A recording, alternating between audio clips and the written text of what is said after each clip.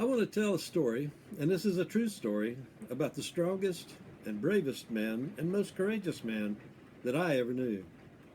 We have all seen acts of bravery that are demonstrated over the course of a few hours or a few days, like when a fireman, a policeman, or a rescue team rushes toward danger. Other times it's over the course of several months or several years, like when a soldier or sailor, marine, or airman volunteers to go to battle. The kind of strength and bravery and courage, though, that this story is about is the kind that is demonstrated over the course of an entire adult lifetime. My story is about my mother's father and my grandfather. His name was Alfred Riley Arp Sr., but everyone who knew him just called him Buck. A few generations back, his great great great grandfather's last name was Earp, but at some point along the years, the E got dropped and shortened to Arp. But that's another story for a different day. The key point of this story is that without my grandfather Buck being alive, none of his descendants would be here today. Without his strength and courage and bravery, I wouldn't be here. My grandfather Buck was born in December of 1883 in Monroe County, Tennessee, and like most young men at that time, he had to start working at an early age. When he was just 17, he got a job with the railroad working as a switchman. His job was to ensure that the connectors on the rail cars were ready so that as the engineer pushed the rail cars together, the connectors would automatically close and connect to the next car. He would also open the connectors to disconnect from a car as needed. As the train continued to move down the line, he would climb up the ladder onto the rail car and ride the train to the next location where they were going to connect or disconnect. On most of these early steam locomotives, there was a three-person crew. There was the fireman, whose job was to shovel coal into the firebox to keep the locomotive producing steam. The brakeman's job was to apply the brakes when the engineer gave him the signal and to sit on the side of the locomotive opposite the engineer and look for breaks in the track. The engineer's job was to operate the throttle and move the train forward and backward and sit on the other side of the locomotive and watch for breaks in the track on his side. In the switchyard, these men in the locomotive worked together with the switchman to make sure the right cars got to the right places. After doing this for a couple of years, my grandfather Buck had gotten pretty good at his job and had become very comfortable getting on and off the moving train, and he had very strong hands from gripping the ladders. He and the engineer and the brakeman and the other switchman knew what to expect from each other and worked together as a tight team. One winter morning, a cold rain had been falling, and then as it continued to get colder, it changed to freezing rain and then to sleet. He was wearing a very thick wool coat because, unlike cotton, wool keeps you warm even when it's soaking wet.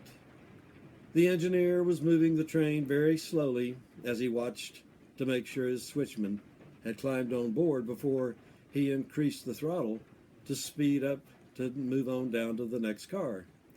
That morning, as my grandfather Buck swung up onto the ladder of the moving train, his foot slipped on the icy steps and he fell onto the tracks, hitting his head and knocking himself unconscious. The engineer was watching very closely and saw him fall, and even though he cut the throttle and shouted to the brakeman to apply the brakes as quickly as he could, it was too late to stop the moving train. The train ran over my grandfather Buck, severing his right arm above the elbow and his right leg above the knee. Fortunately for him and for me and for all his descendants, this accident happened directly in front of a blacksmith shop. And remember now, this was at a time when there were no electric welders and no, plasma torches or acetylene torches to cut metal apart. Every rail yard had a blacksmith shop because when something broke, they just couldn't order a new part from the factory. Sometimes the blacksmith had to create the replacement part out of just raw iron and steel, using just his forge and hammer and other tools. The blacksmith was pounding his hammer on a glowing piece of hot iron that morning to give it the shape he wanted. And then, when he heard the other men cry out, he turned to see what the commotion was. He had been working for the railroad for quite a while, and when he saw my grandfather Buck lying under the train, he knew from past experience what had to be done, and he knew it had to be done right now. If he did not act immediately, my grandfather Buck would be dead in a few minutes from massive blood loss. The blacksmith ran to the tracks with his glowing piece of iron and immediately seared and cauterized my grandfather's arm and leg to stop the bleeding and sterilize the wounds. This sounds extraordinarily gruesome, and it is, but it's exactly what saved his life. After the accident, my grandfather Buck lay in his bed in a makeshift hospital at the rail yard for weeks, tortured by what had happened to him. He struggled with the looming realization that his life was over. He had been a strong and vibrant young man in the prime of his life, and now he was a cripple. Like anyone, he would instinctively reach out for a glass of water with his right hand and then realize that he had no right hand. It was gone. He had to relearn all the simple actions that he used to do every day with his right hand and right leg, but now do them with his left hand. And as he did, his left hand became stronger each day. Then one day, lying on that hospital cot, he made a decision. He wasn't going to give up. He wasn't going to live the rest of his life as an invalid or a beggar. He was going to create a whole new life for himself. He decided that he would learn Morse code while he was recovering and become a telegraph man for the railroad. Over the next few months, he studied Morse code every day, and he would practice tapping out words and sentences with his left hand. He would also learn to write with his left hand. As his body started to heal, he was finally able to stand on the wooden leg that the railroad gave him. And then, with a little more practice, he learned to walk while keeping his balance with the cane in his left hand. And that left hand grew stronger each day. After a few more weeks, he was strong enough to hobble his way down to the telegraph office, where he would sit for hours on the bench outside and listen to the dashes and dots of the telegraphs coming in and going out, and practice deciphering the clicks of the telegraph machine, while at the same time learning to write down the incoming message with his left hand. He practiced this for days and weeks until he could send out a message as fast as anyone and decode an incoming message flawlessly with his strong, and write it down with his strong left hand. After working for a while as a telegraph operator at the rail yard where he was injured, he became the station agent at McFarland, Tennessee in 1904. This is a small town on the rail line to the copper mines that still to this day runs up the Hiwassee River a few miles upstream of Reliance, Tennessee, close to where I live. That next year, he met my grandmother, Nora Collins, who lived in Reliance, and they were married in 1906. Some people said that she had married half a man, but she knew better.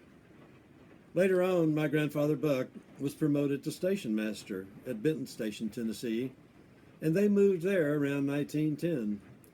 My mother was born there in 1914.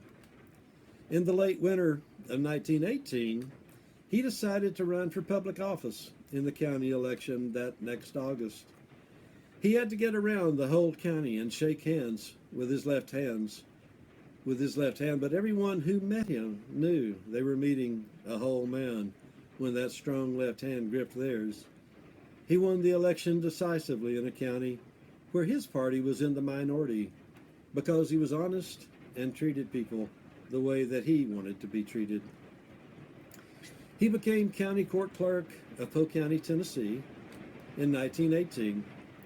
Around 1920, he bought the J.D. Clemmer House in Benton, Tennessee, and moved his family there to be closer to his work at the courthouse.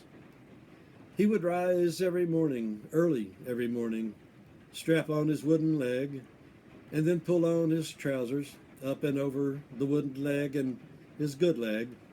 He would then walk down the long, long hallway to the kitchen, where he would wash the sleep from his face with his left hand. He would then shave with a straight razor, using only that strong left hand. He would then slip on his shirt, which would usually have the right sleeve folded up and attached with a safety pin to keep the empty sleeve out of the way of his work. He served the people of Polk County, Tennessee, as county court clerk until 1934. Until shortly after that, he purchased the Esso gas station in Benton, Tennessee, which he operated until the early 1950s. I can still see him cleaning windshields and pumping gas with that strong left hand. When I was a little boy in the early 50s, he was becoming an old man, but he was still going strong. He was always clean and dapper and usually wearing a white shirt with trousers with suspenders. And then one day when I was around 6 or 7, he asked my parents if I could accompany him in his Nash car to Chattanooga, where he had some business to take care of. His Nash sedan had a manual transmission, but he had had a mechanic modify the controls so that he could drive with just his left hand and foot. He had a knob on the steering wheel so he could swing it around to steer with ease. He had the gear shift moved over to the left side of the steering wheel, and there was also a hand throttle close to the steering knob.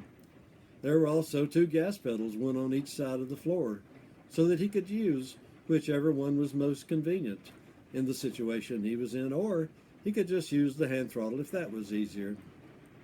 On the highway, he would prop his wooden leg against the gas pedal on the right and use that sort of like a cruise control.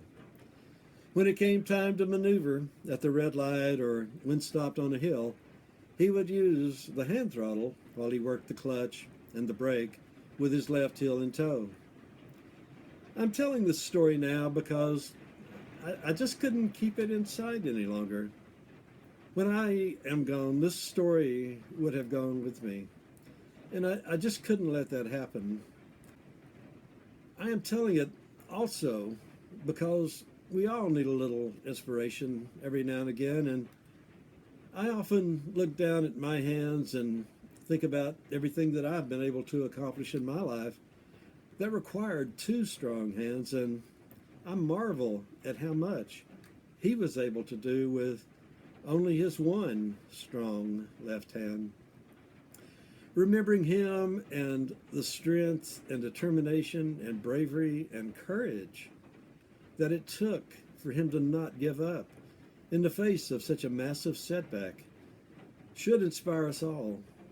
The way he continued to try to do everything that he could to earn a living and be a father to his 6 children with just 1 arm and 1 leg is a life lesson for us all. The strength of my grandfather Buck's strong left hand is inside all of us, and it is truly a reserve power that we can all draw on when we are in need of being uplifted. We all have a strong left hand that we can use to reach deep down inside ourselves to help us move forward and upward when we're stuck in a mire. And we also have a strong left hand that we can call on and share with others when they are in need. This is my true story about my grandfather, Buck, who was indeed the strongest and bravest and most courageous man that I have ever known or may ever know.